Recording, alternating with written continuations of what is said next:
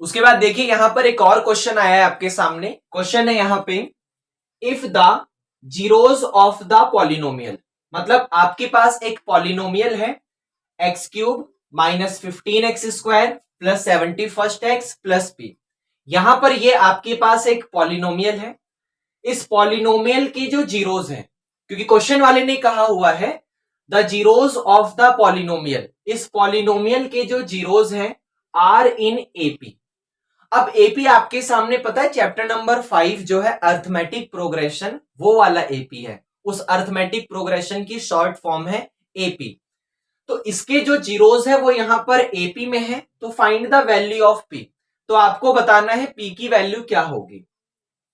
हालांकि क्वेश्चन करने से पहले, क्योंकि ये एक स्टैंडर्ड लेवल का क्वेश्चन है, तो क्वेश्चन को करने से पहले ये मेरी वो थी कि आपको पता होगा, लेकिन हम हाईलाइट की तरह रिवाइज करेंगे जो हमारे बेसिक टॉपिक है।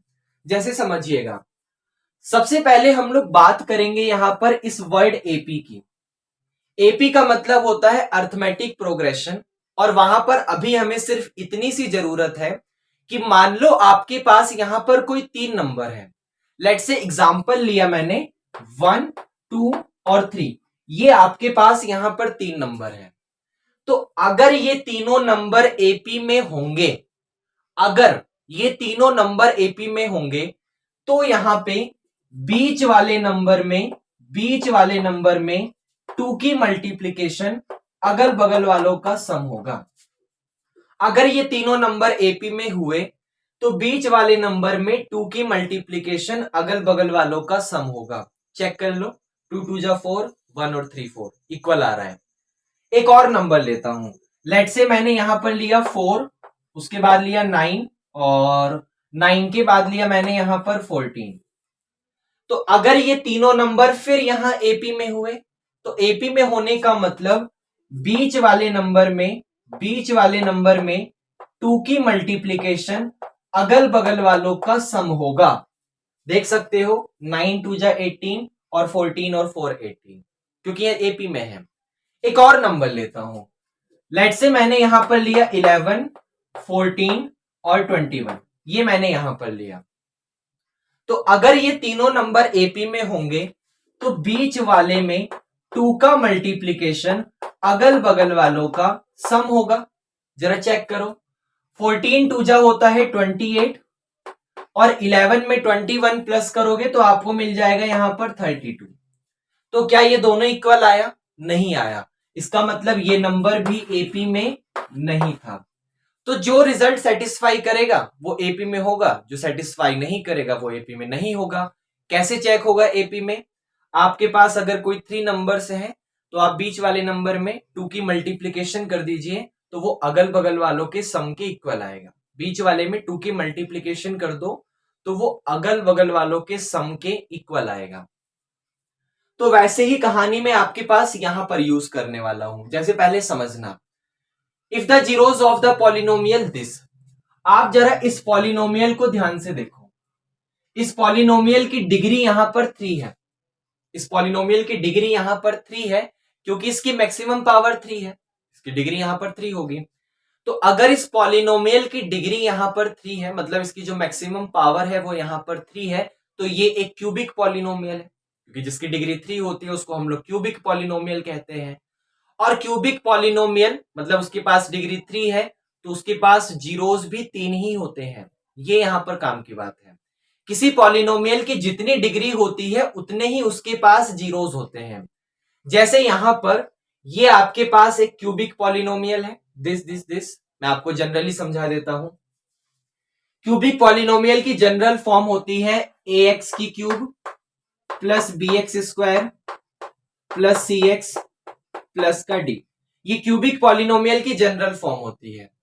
तो इसके पास 3 ही जीरोज होते हैं यहां पे, अल्फा, बीटा और गामा। हम लोग उनका नाम दे देते हैं अल्फा, बीटा और गामा। जो भी 3 अलग अलग आंसर आएंगे या जो भी सेम आंसर आएंगे उससे फर्क नहीं पड़ता, हम उसमें से एक का नाम अल्फा देंगे, दूसरे का बीटा, तीसरे का गामा।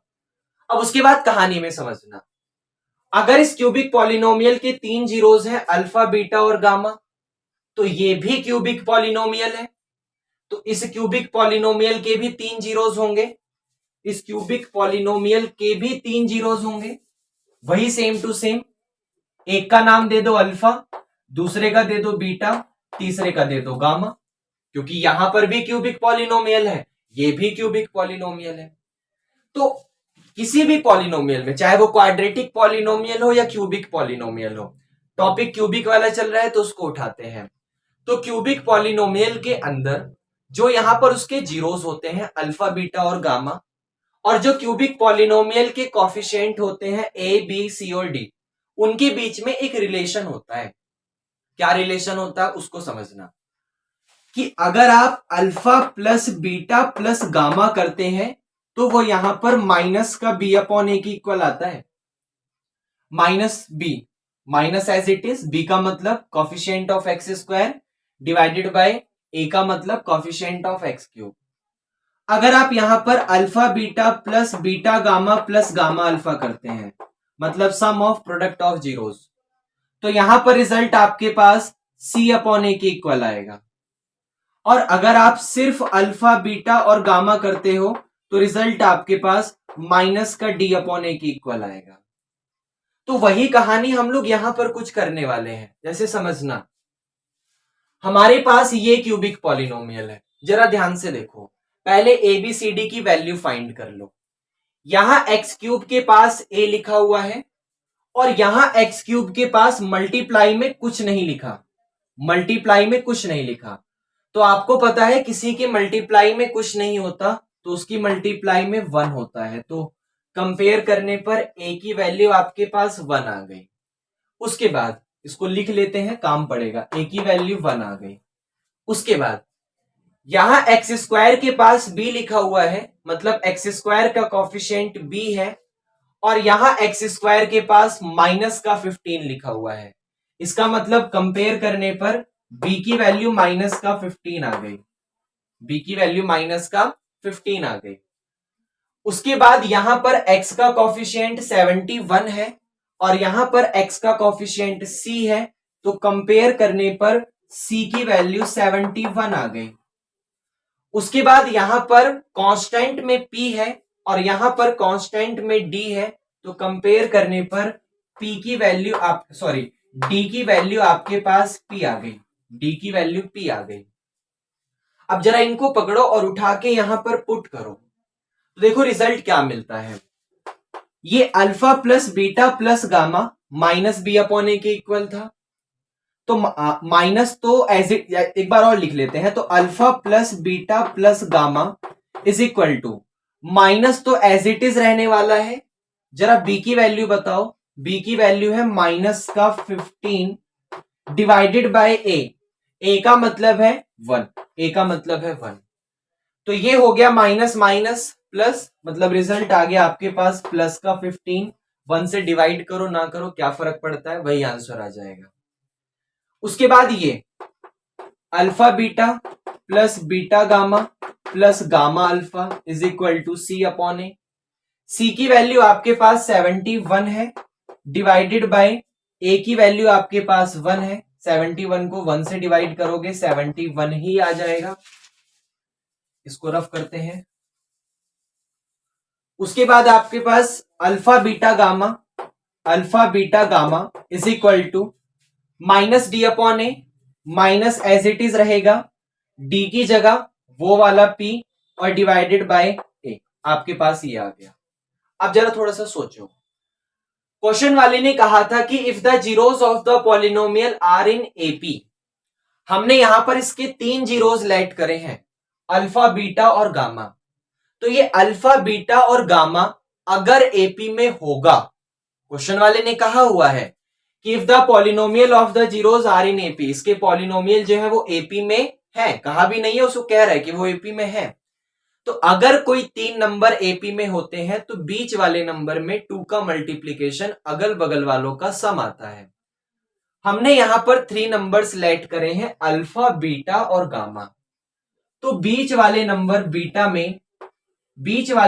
बीटा में 2 की मल्टीप्लाई करोगे तो वो अगल बगल वालों का सम आएगा।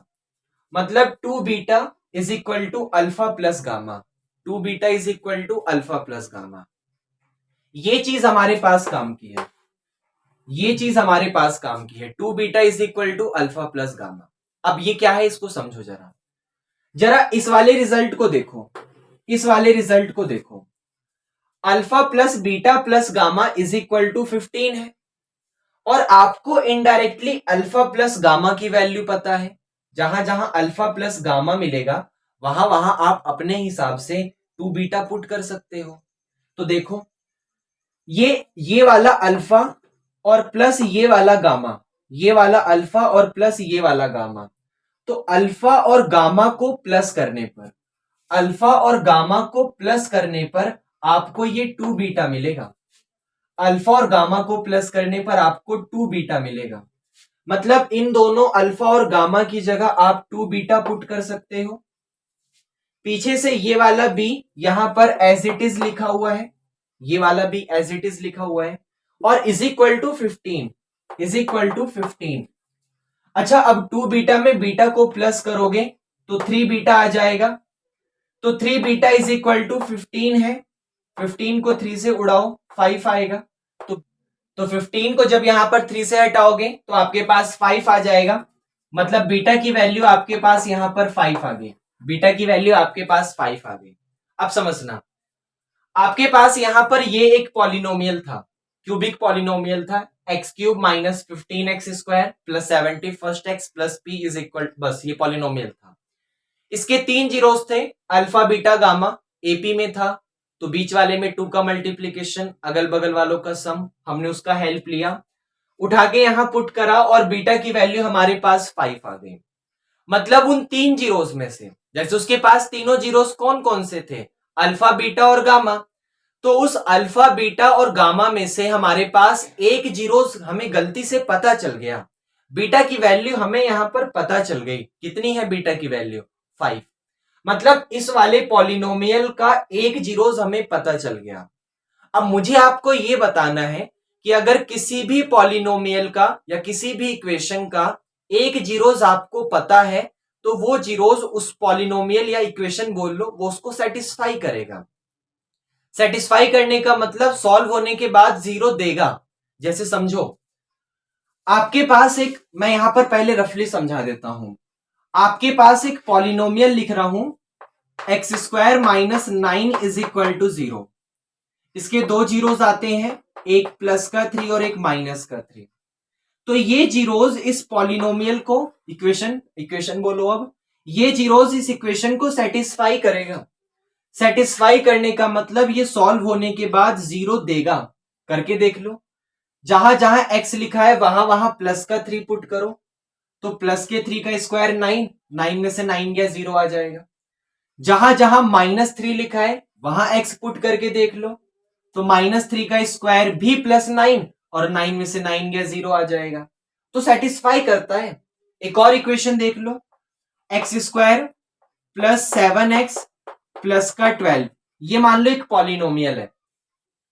इसके 2 जीरोस आते हैं, एक माइनस का 4 और एक माइनस का 3। तो ये माइनस का 4 और ये माइनस का 3, ये दोनों के दोनों इस पॉलिनोमियल को सेटिस्फाई करते हैं।